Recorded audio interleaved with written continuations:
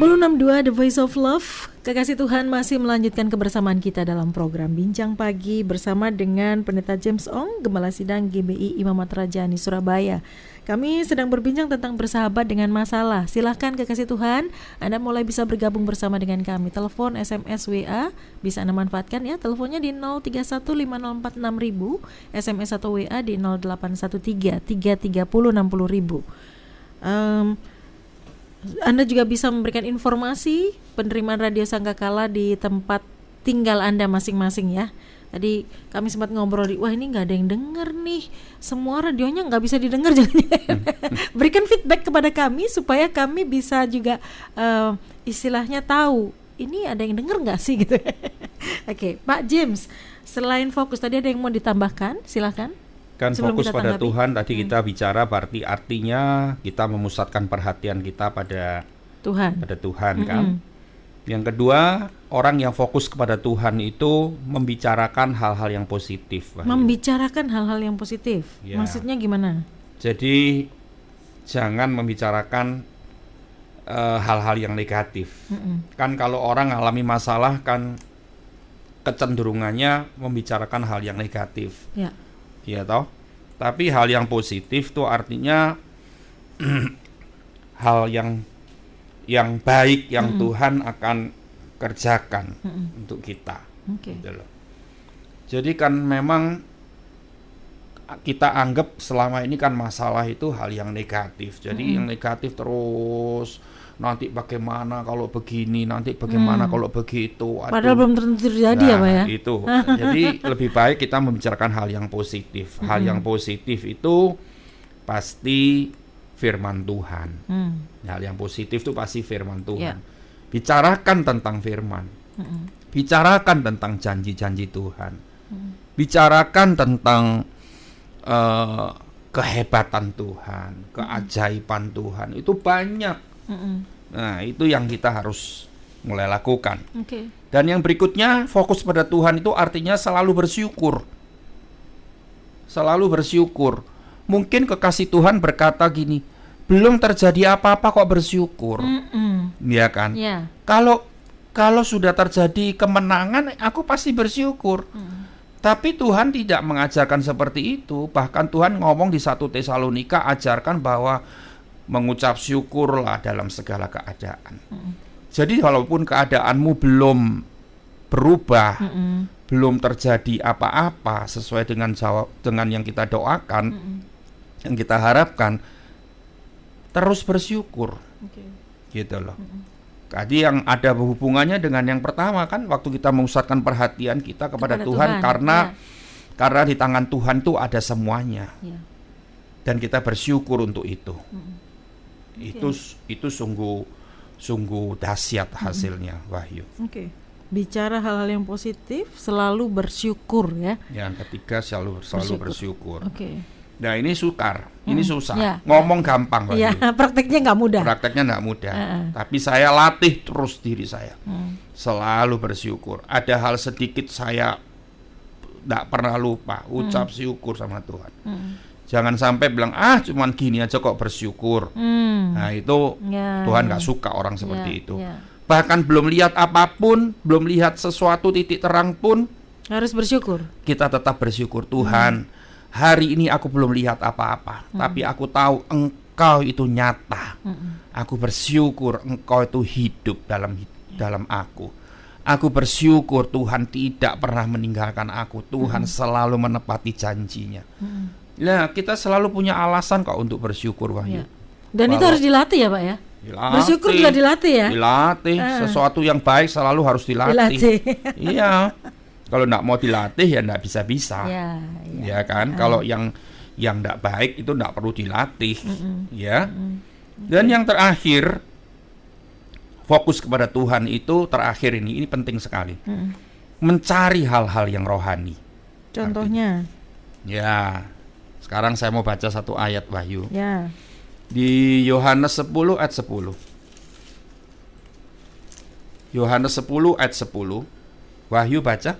Yohanes 10 ayat yang ke-10. Begini bunyi firman Tuhan. Pencuri datang hanya untuk mencuri dan membunuh dan membinasakan. Aku datang supaya mereka mempunyai hidup dan mempunyainya dalam segala kelimpahan. Nah, di ayat 10 ini kan ada dua hal yang berbeda. 10a tentang pencuri, membunuh, membinasakan. Tapi yang B, Yesus datang memberi hidup dan hidup dalam segala kelimpahan. Seringkali kan orang Kristen fokusnya di 10B. Ya. Ya toh? Di 10B. Aku datang punya hidup, mempunyai dalam segala kelimpahan. Ya, artinya kelimpahan itu artinya kaya. Hartanya banyak. Berkelimpahan segala macam hal yang baik. Ya. Tetapi dengar, saya mau jelaskan sedikit arti ayat ini. Tuhan itu selalu mau berurusan dengan yang rohani dulu daripada yang jasmani dulu. Wahyu. Ya. Jadi gini, kalau kita mau baca ayat 10b, mau bilang wah ini ayat bagus, boleh. Semua ayat memang bagus. Tapi image kita jangan pernah Tuhan langsung kasih kekayaan berlimpah-limpah. Tuhan mau kasih kelimpahan jasmani, tapi terlebih dulu Tuhan mau melihat kita berkelimpahan secara rohani dulu. Ngerti ya? Jadi kita kan seringkali kebalikan, kita maunya yang jasmani dulu, nggak mikir yang rohani. Tuhan beda. Tuhan bilang yang rohani dulu harus berkelimpahan, baru yang jasmani mengikuti. Matius 6:33 kan berkata begitu. Carilah dulu kerajaan Allah dan kebenarannya. Nah, artinya gini, kalau kita mau berkelimpahan secara rohani, kita mesti mencari, mengumpulkan. Orang yang mau kaya secara jasmani mau diam-diam, mau diam-diam kaya, tidak bisa. Harus bekerja, harus rajin. Sama, mau kaya secara rohani, ya harus kerja, harus mengumpulkan harta rohaninya, mengumpulkan dengan rajin. Apa ukuran kaya secara rohani, Pak? Melimpah secara rohani? Secara rohani, kaya secara rohani itu, berkelimpahan secara rohani itu apa? Imannya bertumbuh terus, mencintai Tuhan lebih lagi, setia kepada Tuhan lebih lagi, macam-macam, ya toh. Nah itu dia. Tapi kalau manusia kan fokusnya ke yang jasmani. Nah, dan dia tidak pernah ngurusi yang rohani, dipikir yang rohani itu nanti aja. Padahal Tuhan cara kerjanya beda. Tidak seperti itu ya. Tuhan mau yang rohani dulu, baru yang jasmani mengikuti. Jelas ya? Kamu kalau lihat yang 10a sekarang, pencuri itu kan bicara soal si iblis. Iblis dengar loh Wahyu. Iblis juga ngerti kenapa dia mencuri, dari hidup kita tuh mencuri yang rohani dulu juga. Ya, sekarang kalau kita lihat seorang anak Tuhan, seorang hamba Tuhan, hidupnya tidak kudus, hidupnya dalam dosa, tapi tetap kaya. Bahkan kita kadang-kadang iri, orang itu tidak sungguh-sungguh sama Tuhan kok makin kaya. Orang itu tidak pernah ke gereja tapi kok ya diberkati. Kita akhirnya cemburu sama orang-orang seperti itu. Kita tahu bahwa cara kerjanya iblis juga seperti itu. Dia tidak ngurusi yang jasmani dulu. Ada seorang hamba Tuhan pun walaupun hidupnya tidak benar tapi kaya raya, diberkati luar biasa. Tapi dengar, kalau yang rohani sudah dicuri, dibunuh, dibinasakan, baru nanti yang jasmani dirambah sama iblis. Habis juga akhirnya. Kenapa? Karena yang rohani itu iblis tahu ini yang tidak ternilai harganya. Kalau yang jasmani ini kan nilainya cuma sampai di dunia ini saja. Tapi yang rohani ini tidak ternilai, tidak bisa dinilai dengan uang. Kesetiaanmu kepada Tuhan tidak bisa dinilai dengan uang. Imanmu yang teguh itu tidak bisa dinilai dengan uang itu. Ya, ketekunanmu melayani Tuhan itu tidak bisa dinilai dengan uang. Itu yang Tuhan cari. Itu yang bernilai kekal. Makanya Tuhan bilang, carilah dahulu kerajaan Allah, ini yang kekal, dicari dulu, baru semuanya ditambahkan. Amin. Iblis pun tahu seperti itu. Dan orang yang fokus kepada Tuhan, tandanya terakhir dia selalu mencari hal-hal ini, haus hal-hal yang rohani, mencari hal-hal yang mengumpulkan harta surgawi. Itu. Baik. Ya. Jadi kekasih Tuhan, ini harus Anda praktekkan, harus Anda latih agar kita ini bisa bersahabat dengan masalah. karena ternyata itu baik buat kita semua, untuk mengarahkan kita, menguji kita, mengoreksi kita, melindungi kita, bahkan menyempurnakan karakter kita. Tetapi responnya harus benar, yaitu fokus kepada Tuhan. Seperti apa fokus kepada Tuhan tadi sudah dijelaskan oleh Pak James. Oke, Pak, kita akan tanggapi pertanyaannya. Ada seorang ibu di nomor tidak ada nomornya ini. Saya seorang ibu, Shalom Pak, saya seorang ibu yang punya anak penderita HIV, tetapi dia masih bisa beraktivitas seperti biasa. Jujur sebagai seorang ibu, saya melihat ini sebagai masalah yang besar karena bisa setiap saat anak saya meninggal karena penyakit ini. Mohon saran apa yang harus dilakukan? Anaknya sakit HIV. Nah. Cowok atau cewek? Tidak disebutkan. Pertanyaannya gimana, Wahyu? Ibu ini kan mengalami ketakutan kan? Maksudnya kapan saja bisa anaknya meninggal karena penyakit ini? Ibu yang ibu mungkin sekarang punya masalah menghadapi anak yang menderita sakit HIV. Ibu tahu bahwa seorang yang memiliki penyakit ini, tadi ibu berkata bahwa kapanpun bisa meninggal. Sekarang yang ibu persiapkan, yang ibu harus lakukan, ibu mintakan pada Tuhan pengampunan untuk anak ibu. Dan mungkin ibu bisa bimbing di saat dia menderita sakit ini untuk anak ibu datang kepada Tuhan dan minta ampun kepada Tuhan. Kita tahu bahwa dia adalah Bapa yang baik. Dengan keadaan bagaimanapun keadaan kita, tapi kita kalau datang kepada Tuhan dengan kerendahan hati dan minta ampun, Tuhan pasti mengampuni. Itu yang pertama. Yang kedua, siapkan hati anak ibu untuk menghadapi kapanpun dia harus pulang. Kematian itu terjadi, anak ibu siap. Terutama siap di hadapan Tuhan, beres di hadapan Tuhan. Itu yang ibu lakukan. Bolehlah kalau ibu berdoa untuk kesembuhan, boleh, tidak salah. Tapi yang lebih penting, ibu berdoa untuk anak ibu menyiapkan hati menghadap pada Tuhan kapanpun dipanggil Tuhan. Itu yang terpenting, karena sebelum dia meninggal seharusnya masih ada kesempatan. Nah itu, ibu yang harus lakukan itu. Kalaupun ibu mau minta kesembuhan secara fisik boleh, tidak ada yang salah. Memang kadang-kadang kan orang tua itu berat kalau harus menguburkan anak, Pak. Berat bagi orang tua kalau itu terjadi. Tapi yang penting anak ibu sudah siap, di hadapan Tuhan sudah beres, sudah diampuni dosanya. Ibu harus bisa melepas dengan. Tapi kalau Tuhan mau kasih kesembuhan juga bisa, tidak ada yang mustahil. Tidak ada yang mustahil bagi Tuhan ya. Baik, ke pertanyaan berikutnya, Pak. Ada Ibu Lani yang bergabung. Saya punya sakit jantung, Pak. Ada sumbatan di pembuluh darah, masih dalam pengobatan sudah 4 bulan ini. Jadi saya jaga pola makan, jaga juga olahraga juga, dan tapi kayak belum ada kemajuan. Jujur itu masalah kan, itu masalah yang harus dihadapi oleh Bu Lani. Bagaimana bersikap yang benar supaya saya tidak takut dengan apapun yang terjadi nantinya. Ibu harus sadar gini, Bu Lani, bahwa hidup kita di tangan Tuhan. Ya. Apapun yang terjadi, kalau hidup kita di tangan Tuhan, tetap kita merasa aman.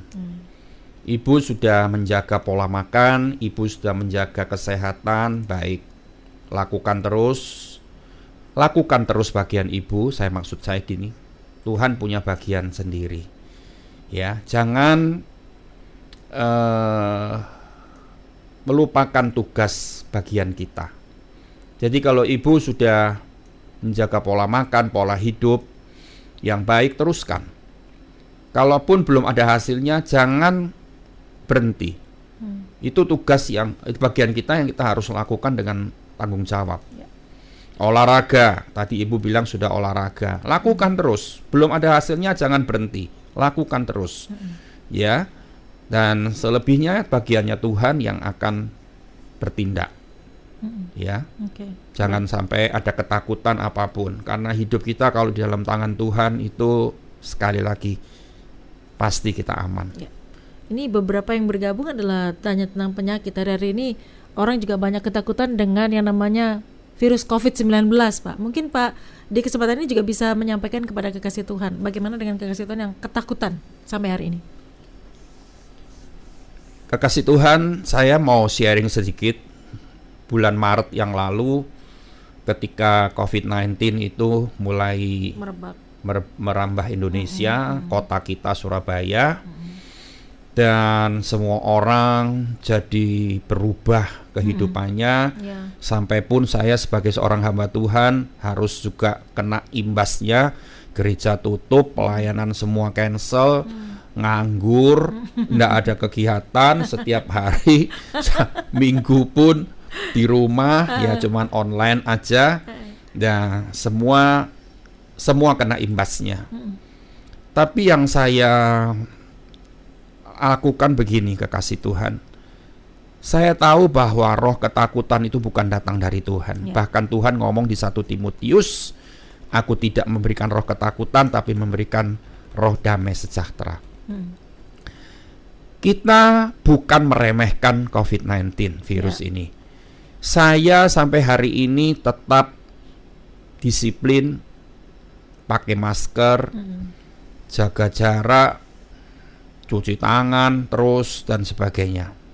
Saya tetap jaga kesehatan saya dengan vitamin supaya saya sehat. Saya bukan meremehkan. Tapi selebihnya dari itu saya tetap melakukan aktivitas saya, bukan mentang-mentang gitu, Wahyu.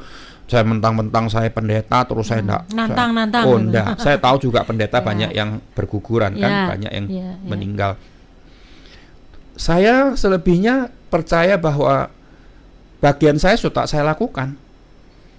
Tapi tugas saya sebagai seorang hamba Tuhan kan nggak bisa saya hindari. Ketika ada jemaat yang meninggal, saya harus pergi ke adijasa, saya harus mengantar memimpin upacara pemakaman ke pemakaman mana saja, dari Kembang Kuning sampai ke Putih, sampai Sentong, sampai Aman Asri, Abadi, semua sudah Sukorejo dan sebagainya. Saya lakukan. Saya nggak mungkin berkata, oh ini musim COVID-19 saya nggak bisa, saya mau kubur kamu secara online. Nggak mungkin bisa kan. Itu saya lakukan. Saya tetap pakai protokol kesehatan. Dan selebihnya saya tahu Tuhan yang menutup bungkus saya dengan kuasa darahnya. Saya lakukan begitu. Jadi bahkan saya bilang sama jemaat saya, kalau kita dikuasai dengan roh ketakutan, imun kita turun loh. Betul. Kekasih Tuhan. Jadi lakukan semua dengan penuh damai sejahtera, karena ketakutan itu bukan datang dari Tuhan. Jaga kesehatan itu memang harus. Makan makanan yang bergizi, tidur cukup itu harus. Saya tidur cukup 7 jam satu malam. Kadang kalau sore bisa tidur sebentar, 1 jam saya tidur, biar stamina tubuh saya bagus. Jadi itu yang kita lakukan. Tapi kalau memang kekasih Tuhan ada yang punya sakit penyakit, ada yang punya riwayatnya, harus lebih berhati-hati. Jangan pergi ke kerumunan. Tapi kalau misalkan gereja Anda sudah mulai dibuka, nggak ada salahnya, karena saudara masih belum, kekasih Tuhan masih belum berusia 65 tahun lebih, masih diizinkan oleh pemerintah pergi beribadah, lakukan tanpa rasa takut. Selebihnya Tuhan yang akan menjaga kita. Baik. Itu saran saya. Ada yang bergabung dari nomor belakang 4526. Tadi bicara tentang orang tua yang berat mengubur anaknya. Dia berkata, bukan cuma orang tua mengubur anak yang berat. Saya menguburkan orang tua perempuan 23 Oktober lalu. Sampai sekarang belum bisa move on, masih terkenang dengan almarhumah. Ya, memang itu manusiawi, Wahyu. Karena ikatan batin antara anak dengan orang tua itu kuat ya. Nah, kekuatan itu, hubungan batin itu sudah terjalin berapa puluh tahun, lalu tiba-tiba meninggal, berpisah dengan mendadak. Itu semua orang pasti mengalami sebuah merasa kehilangan yang dalam. Tapi kita kembali lagi, kita punya Tuhan yang hebat, Tuhan yang dahsyat, dan kasih Tuhan itu sangat sanggup untuk memulihkan perasaan hati kita, memulihkan luka. Karena ditinggal oleh orang tua yang dikasihi itu mungkin terjadi luka di batinnya, merasa kehilangan yang dalam. Tuh kasih Tuhan sanggup.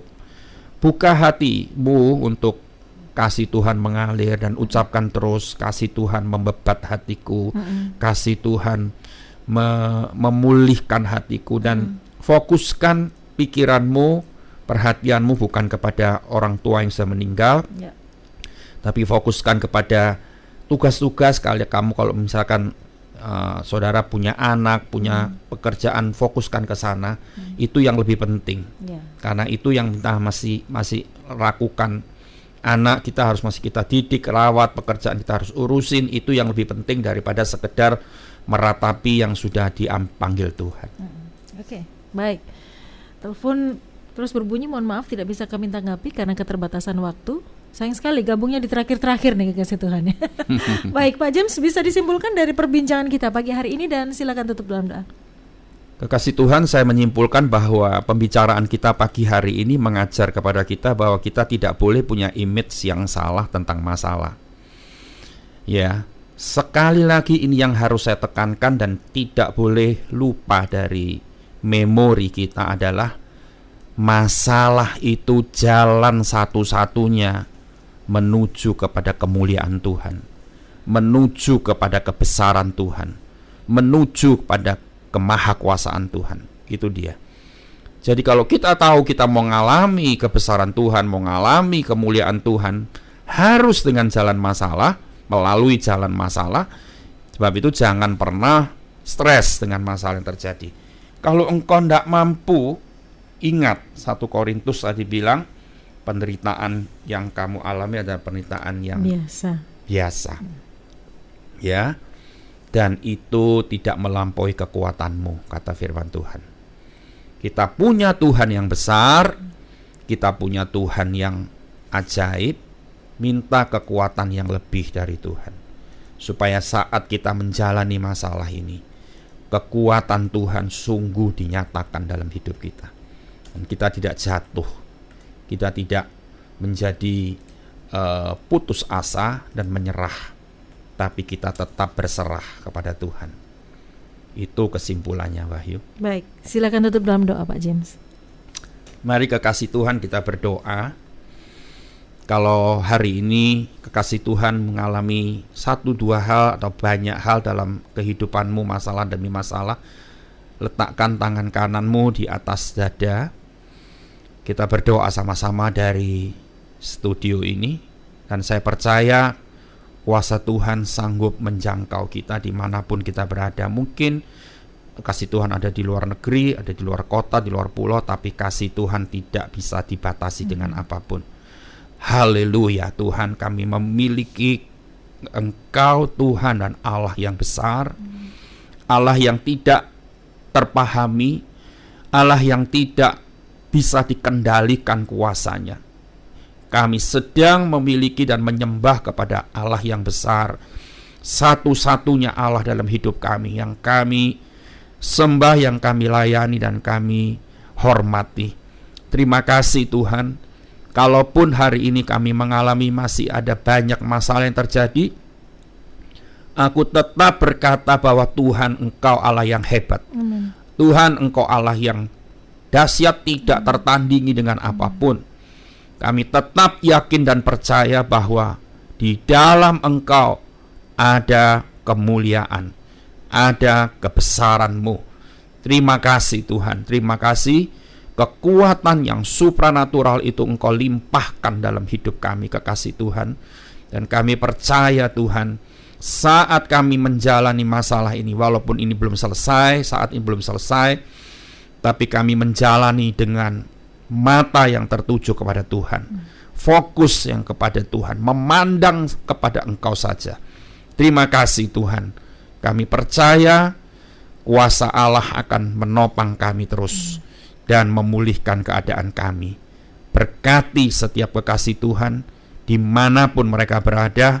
Tuhan bersama dengan mereka semuanya, dengan kami semuanya, di dalam nama Yesus. Berkat-Mu dicurahkan untuk Wahyu juga. Amen. Tuhan melindungi hamba-Mu ini, berkati keluarganya, berkati semua staff, semua mulai dari owner, semua staff dan semua pekerja yang melakukan pelayanan di Radio Sangkakala ini. Tuhan memberkati semuanya di dalam nama Yesus. Amin. Amin. Pak James, terima kasih sudah menjadi berkat pagi hari ini. Tuhan memberkati, Pak. Kembali Tuhan berkati Wahyu juga. Amin. Dan kekasih Tuhan, tentu sudah kebersamaan kita dalam program Bincang Pagi. Kekasih Tuhan, dimanapun Anda berada, Anda sedang menghadapi masalah, tidak ada masalah dengan masalah, karena Tuhan kita jauh lebih besar dari masalah apapun yang Tuhan izinkan untuk kita lewati. Dan itu adalah masalah biasa. Saya Wahyu Widiawati pamit undur, selamat pagi, selamat beraktivitas. Tuhan Yesus memberkati.